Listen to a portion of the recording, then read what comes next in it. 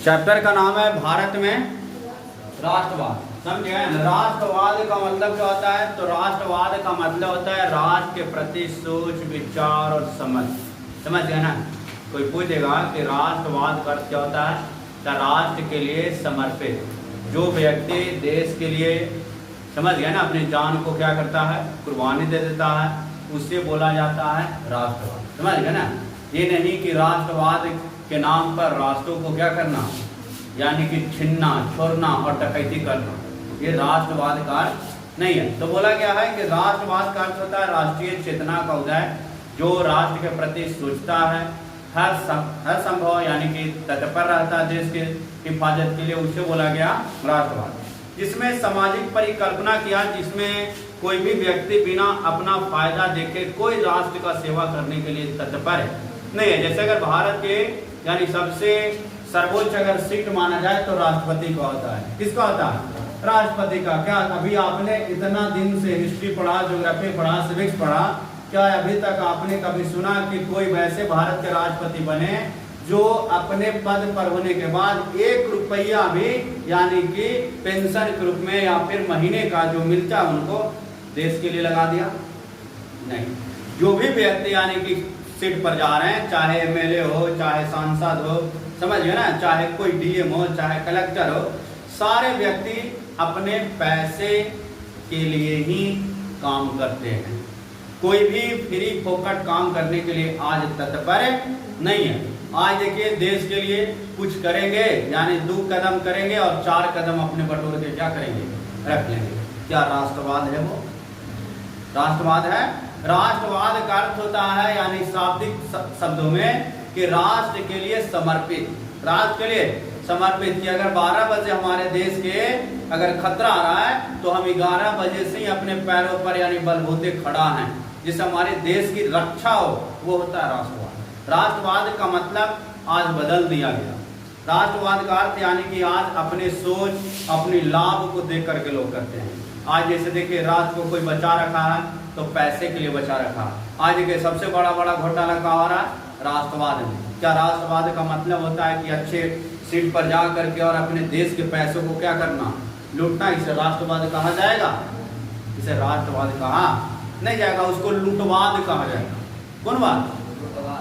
लूटवाद। कहता है लगाव उत्पन्न हो जाए उसे ही राष्ट्रवाद कहते हैं। तो जो देश के लिए लगाव हो जाए, जैसे भारत माता की जय अगर कहा जाएगा ना, तब पूरे बल, शक्ति और मजबूती से हम लोग नाम लेंगे। क्यों? क्योंकि भारत माता के लिए हम लोग का एक अलग प्रकार का लगाव है।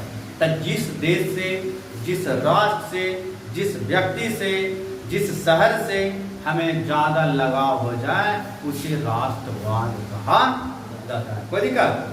कहता है ऐसी भावना जिसे किसी विशेष भौगोलिक, सांस्कृतिक और यानी सामाजिक परिवेश में रहने वाले, देखिए कहता है कि विशेष भौगोलिक, सांस्कृतिक और सामाजिक परिवेश में रहने वाले लोगों में एकता लाता है, उससे बोला गया राष्ट्रवाद। राष्ट्रवाद का मतलब ये नहीं कि जाति में बट जाओ, समझ गए ना, धर्म में बट जाइए और आपस में क्या कीजिए, टकराते रहिए, लड़ते रहिए, जिससे हमारी राष्ट्र का क्या हो, कमजोर हो।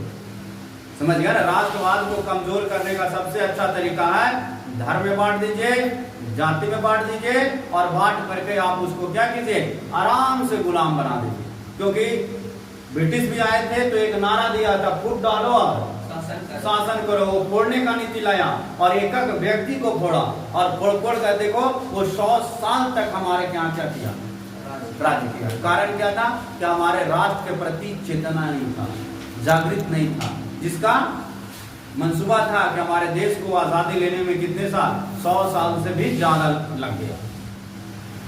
कहता है जिस व्यक्ति में भावना पनपती है उसे राष्ट्रवादी। जैसे सब आप लोग राष्ट्रवादी हैं, बताइए राष्ट्र के लिए कौन कौन फौज में जाना चाहता है? फौज में कौन कौन जाना चाहते हैं? बिहार पुलिस में कौन कौन जाना चाहते हैं? होमगार्ड में कौन कौन जाना चाहते हैं? वो व्यक्ति राष्ट्रवादी है। आप बताओ नेता कौन कौन होने लगी? अब बताओ मुखिया, सरपंच, वार्ड बन जाएगा और गांव के नाले गाले नहीं बनाएगा, तब क्या वो राष्ट्रवाद है? राष्ट्रवाद में क्या आता है? अपने गांव के प्रति सोचना, अपने देशों को प्रति सोचना। ये नहीं कि पैसा या जनता का, और जनता का पैसा क्या किया, लूट लिया, लूट करके खा गया, उसे राष्ट्रवाद कहा नहीं जाएगा। तो बताओ आप लोग नेता नहीं ना बनोगे, क्या बनोगे? फौजी बनोगे, दिलेर बनोगे, है ना? कि अगर लोहा बेच करके अगर लोहा खरीदे, है ना जी, जिसको बोला जाता है दुश्मनी ले करके दुश्मन को क्या करना? अरे लगेगा, कहीं लगेगा, दौड़ेगा तब। भारत में सुनिए राष्ट्रवाद के उदय का आखिर क्या कारण पड़ गया कि भारत में राष्ट्रवाद का क्या हो गया? तो सबसे नंबर 1 कहता है भारत में राष्ट्रवाद का उदय का कारण है कि राष्ट्रवाद का शाब्दिक अर्थ होता है चेतना। क्या होता है? चेतना, जिसमें राजनीतिक, सामाजिक, आर्थिक, धार्मिक, बौद्धिक तथा सांस्कृतिक एकीकरण का क्या होता है? अभाव होता है। उसीलिए राष्ट्रवाद की जरूरत पड़ा। कोई पूछेगा राष्ट्रवाद की जरूरत क्यों पड़ी? तो राष्ट्रवाद की जरूरत पड़ा सामाजिक के लिए, आर्थिक के लिए, धार्मिक के लिए हमें जरूरत पड़ा और इसके लिए हम लोग राष्ट्रवाद के लिए आगे बढ़े। कहते इसका प्रमुख कारण क्या है? तो पहला तो राजनीति। पहला क्या है? राजनीति। कहता है राजनीतिक में सबसे पहला नाम आया लॉर्ड रिपन का। क्या आया? Lord Ripon. और लॉर्ड रिपन के काल में राष्ट्रवाद की भावना काफी आगे बढ़ा। कोई पूछेगा राष्ट्रवाद की भावना किसके समय काफी बढ़ा? लिप्टन के समय और रिपन के समय। किसके समय? रिपन और लिप्टन के समय। कहता है 1878 ईस्वी में वर्नाक्युलर प्रेस आया था। वर्नाक्युलर प्रेस का मतलब कि छपैया प्रिंटिंग, समझ गया ना, पेपर छापने का मशीन। और ये जब छापने का मशीन आया तो एक देश दूसरे देश के प्रति यानी कि जागृत हो गया, समझ गया ना, जागृत हो गया। तो एक देश दूसरे देश के यहाँ से देखे, यूरोप वाले गया भी और उसको लूट करके लेके भाग गया और अपने यहाँ जा करके एक नया टेक्नोलॉजी का क्या बना दिया? पेपर छापने का मशीन बना दिया। तो उस समय क्या हुआ? राष्ट्र के प्रति अपना सोच बढ़ा और सोच पड़ा। कहता है जिसके तहत भारतीय भाषा में छपने वाली पत्रिका को क्या कर दिया गया था? कोई जगह भारतीय पत्रिका को छपने वाला जो पत्रिका था उसको रोक कौन लगाया था? लिप्टन। कब? 1878 में भारतीय यानी प्रेस को क्या कर दिया? रोक कि तुम पेपर ऊपर नहीं छापोगे। कहता है जबकि अंग्रेजी भाषा में छपने वाली पत्रिका पर रोक नहीं लगा। सोचो भारत में ही दोनों छप रहा, एक अंग्रेजी भाषा में और एक हिंदी भाषा में। लेकिन हिंदी भाषा को क्या कर दिया गया? रोक लगा दिया, बंद कर दिया और अंग्रेजी भाषा को चला। अंग्रेजी भाषा चलाने का मुख्य कारण क्या हो गया? कि उसकी भाषा बढ़ेगा तो बढ़ेगा तब लोग उसके बढ़ेंगे, और हिंदी भाषा जब कम जाएगा तो हिंदी भाषा टूट जाएगा। जैसा आज देखिए सारे स्कूल सीबीएसई, सारे स्कूल सीबीएसई, छोटे बच्चे से लेकर के बड़े बड़े बच्चे कहाँ जा रहे हैं? सीबीएसई बिहार बोर्ड में न जाने का कारण क्या है? हिंदी को कमजोर करना। हिंदी को कमजोर कौन कर दिया? Bihar board, CBSE board. मजबूत कौन कर रखा है? बिहार बोर्ड। जिस दिन बिहार बोर्ड का नाम खत्म, यूपी बोर्ड का नाम खत्म, झारखंड बोर्ड का नाम खत्म, उस दिन अंग्रेजी आगे बढ़ जाएगा और हिंदी हमारी खत्म। समझ गया नहीं? हम लोग की संस्कृति का हो जाएगा, टूट जाएगा। तो नाइंसाफी हुआ। लिप्टन क्या किया? हिंदी पत्रिका को बंद कर दिया भारतीय और अंग्रेजी को छपवा दिया। कहता 1879 में लिप्टन के द्वारा शस्त्र अधिनियम ला दिया। क्या कोई बंदूक नहीं रखेगा? समझ गया ना कि शस्त्र अधिनियम का मतलब कि अब कोई अवैध हथियार को रख नहीं सकता। ये किसका कानून था? लिप्टन का। लिप्टन कब कानून लाया था? 1879 में। 78 में भारतीय प्रेस पर रोक लगा दिया हिंदी छापने से। 79 में भारतीयों के लिए क्या ला दिया? कानून ला दिया। किसका कानून? बंदूक न रखने का कानून। जैसा आजकल देखिए अवैध कोई बंदूक रखता है, पुलिस पकड़ लेती है ना, कि नहीं पकड़ लेगा? पकड़ लेता है। कारण क्या? उसके लिए कानून बन गया। और कानून बन गया तो आप कानून को हाथ में ले नहीं सकते, जिसके कारण उसको रखना क्या है? अवैध माना गया है, दंडित माना गया है, अपराध माना गया है। तो कोई पूछेगा कि बताइए बंदूक रखने से संबंधित कानून कौन लाया था? लिप्टन। कब लाया था? 1879 में। कहता है भारतीय लोग अस्त्र शस्त्र रखते हैं तो उन्हें लाइसेंस बनाना बंदो। अब लाइसेंस सही से रख पाइएगा? लाइसेंस लेना पड़ेगा। किससे? भारत सरकार से।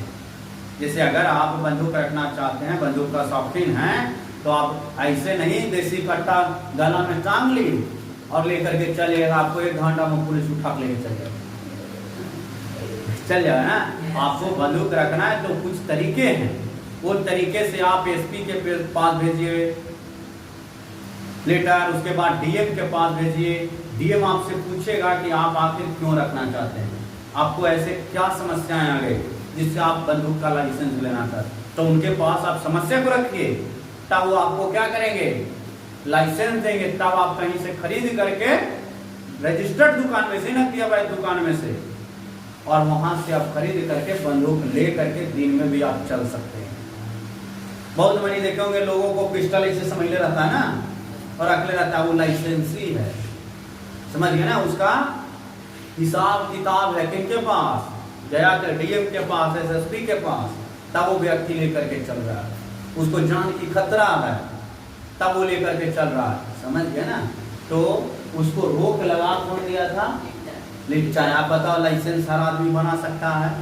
लाइसेंस के लिए बहुत बड़ी पैसे की जरूरत पड़ती है, बहुत कागज की जरूरत पड़ती है, बहुत पैरवी की जरूरत पड़ती है। क्या हमें तुमको मिल सकता है लाइसेंस ही बंद हो, भगा देगा, भगता है करो मार देगा।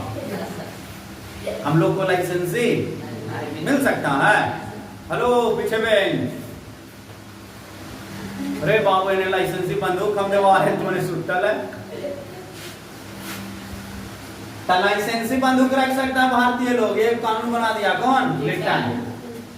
जबकि अंग्रेज के लिए कोई अधिनियम नहीं लाया, अंग्रेज का आईसी रखो रे अब बताओ हिंदुस्तानी से ज्यादा कौन रखेगा बंदूक, अंग्रेज। अगर भारत सरकार कुछ दिनों के लिए कह दे कि 1 महीना के लिए फ्री लाइसेंस है, सब पर्चा भर लो, देखो गांव-गांव में लोग बंदूक ले आके और दबदबा बना लेगा, बना देगा ना। और लोग बकरी के मारे जाएगा किससे, अब बंदूक से। जो डंडा से फिरता ना बकरी, अब बंदूक के फिरेगा किससे, बंदूक से। कारण क्या है, लाइसेंस जब इतना यानी कि दे देगा ना, जिससे उसका रिपोर्टेशन चला जाएगा। तो ये कानून लिखकर बहुत खराब लाया था कि भारतीयों के लिए लाइसेंस और अंग्रेजों के लिए कोई लाइसेंस हाँ नहीं था। तथा इस बात को लेकर जमकर विरोध किया कि ऐसा क्यों कानून, एक तरफ हिंदू और एक तरफ मुस्लिम, जहां अंग्रेजों के लिए कोई हथियार रखने की लाइसेंस नहीं है और भारतीयों के लिए हथियार रखने पर लाइसेंस की जरूरत क्यों आपको रखना पड़ेगा, तो दोनों को लाइसेंस ही, अन्यथा दोनों को नहीं। ये अच्छा था भारतीयों के हित में, भारत का धीरे धीरे मन जागृत हुआ, समझ गए हो। सन 1883 में इल्बर्ट बिल आया, कौन बिल, कौन बिल, इल्बर्ट बिल। इस बिल का उद्देश्य भारतीय और यूरोपीय व्यक्तियों के फौजदारी मुकदमे, फौजदारी मामले किसी आपराधिक कृत्य से संबंधित होते हैं, जिसे चोट पहुंचाना अथवा जख्मी करना, चोरी डकैती, हत्या, अपहरण आदि की सुनवाई सामान्य न्यायालय में करना था। उसे विशेष अधिकार प्राप्त करना था। यूरोप के निवासियों को अभी तक प्राप्त था कि जिसके अंतर्गत उनके मुकदमे से यूरोपीय जज ही सुन सकते, भी गलत था। न्यायालय लाए अच्छी बात है, लेकिन ओनली फॉर न्यायालय में बैठेगा यूरोपीय जज, ये गलत था, हाँ या नहीं। जैसे न्यायालय हमने बना दिया, तो न्यायालय में कोई आदमी सिविल सर्विसेज एग्जाम पास करेगा, कोई भी लॉ करके जाएगा और अच्छे जानकार होगा, वहां पे बैठेगा, जजमेंट देगा। ये तो नहीं कि जातिवाद चलेगा, उसमें भी संप्रदाय चलेगा, उसमें भी कॉलेजियम चलेगा, और वैसा चलेगा तो भी समस्याएं तो क्रिएट होगा ही ना। तो यूरोप वाले न्यायालय तो लाया कि हम न्याय देंगे, सबूत लाइए। कोई अगर किसी को मारने को उद्देश्य से करता है, कोई किसी को गाली देता है, कोई किसी का हत्या कर देता है, तो उसके लिए न्यायालय दंड करेगा। लेकिन ये न्यायालय कौन दंड करेगा, खाली यूरोपीय ही करेगा, उसमें भारतीयों का कोई पक्ष और विपक्ष नहीं रहेगा। तो ये तो गलत था सरासरी, था या नहीं। 1899 में लॉर्ड कर्ने ने कलकत्ता कॉर्पोरेशन एक्ट पारित कर दिया, जिसे नगर पालिका निर्वाचित सदस्यों की संख्या में कमी, गैर निर्वाचित सदस्यों की संख्या वृद्धि, ये भी गलत हो गया। कलकत्ता में 1899 में, यानी कलकत्ता जो नगर निगम था ना, उसमें वोट ला दिया कि वोट दो, वोट से एक मेयर चुनेगा। अब मेयर चुनेगा वो भी कौन, तो गैर जो हमारे यहाँ के आए हुए थे, जो मुसलमान थे, इस्लाम थे, जो गैरवाद अंग्रेज थे, अंग्रेजों को वहां पे सीट ज्यादा दे दिया, भारतीय लोगों को सीट कम दिया। तो ये भी नाइंसाफी था, हाँ या नहीं। अब 1904 में विश्वविद्यालय अधिनियम ला दिया और इस विश्वविद्यालय में सरकारी नियंत्रण बढ़ा दिया। कोई पूछेगा विश्वविद्यालय अधिनियम कब आया? 1904 में। क्या 1905 में एक वाव ला दिया, बंगाल विभाजन। अब हम इसे बंगाले के तोड़ दिया। क्या कर दिया बंगाल को?